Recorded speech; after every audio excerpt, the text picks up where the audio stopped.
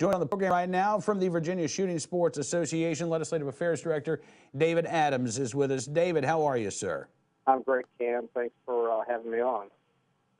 Yeah, it's my pleasure.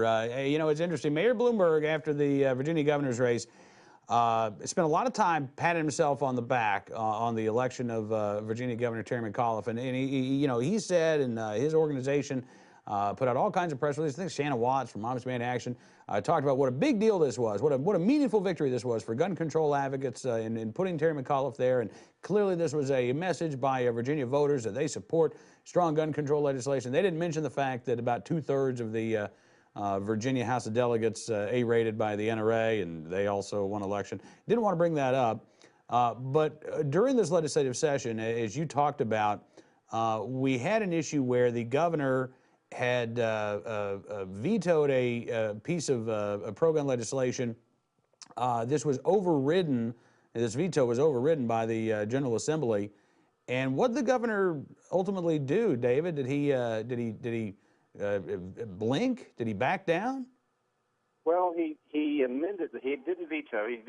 He amended Senate Bill 377, which was a bill that allows gun dealers, retailers to do a background check on or to trace a firearm if it's been reported lost or stolen through law enforcement before they take it from, say I was going in to trade in a firearm or sell them a firearm that I no longer wanted, and they could do a check to see whether it had been reported lost or stolen before they took it into their inventory.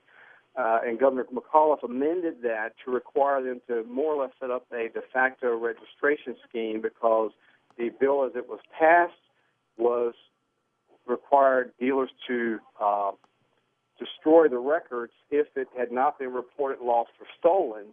And he had amended the bill that they would have to keep it for 90 days and did not require them to destroy those records. So the state Senate rejected the amendment, sent it back to the governor. He still had the option of whether he would veto it or sign it. He ultimately signed the bill last Friday. Okay, so rather than veto, he chose to sign the bill despite the fact that the General Assembly didn't do what he had wanted him to do.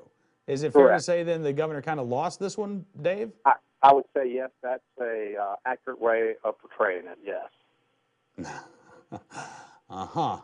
You kind of wonder if Bloomberg's wondering if he got his money's worth now.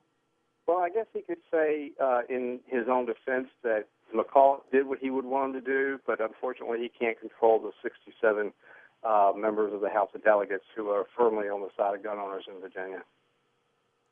Well, there is that, and you know, again, I don't think those members of the House of Delegates would be there today if it were not for the efforts of NRA members, you know, volunteering, getting out there, encouraging others to vote, doing what they could in the 2013 elections. Virginia has off-year elections, so our elections, state elections, were last year. You know, as we head into another election season this year, Dave, I think this is a great opportunity to remind folks how important and what a difference they can make when they get involved.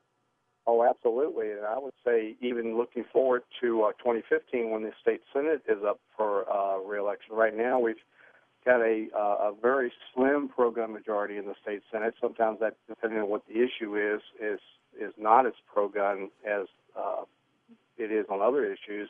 But I would say yes, absolutely. Get involved now for this year and get ready to get geared up for the state Senate elections next year, because that's going to be very important.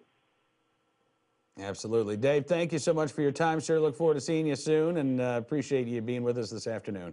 All right, Cam. Thanks a lot. You bet. Dave Adams, Legislative Affairs Director for the Virginia Shooting Sports Association, with the latest out of Virginia. And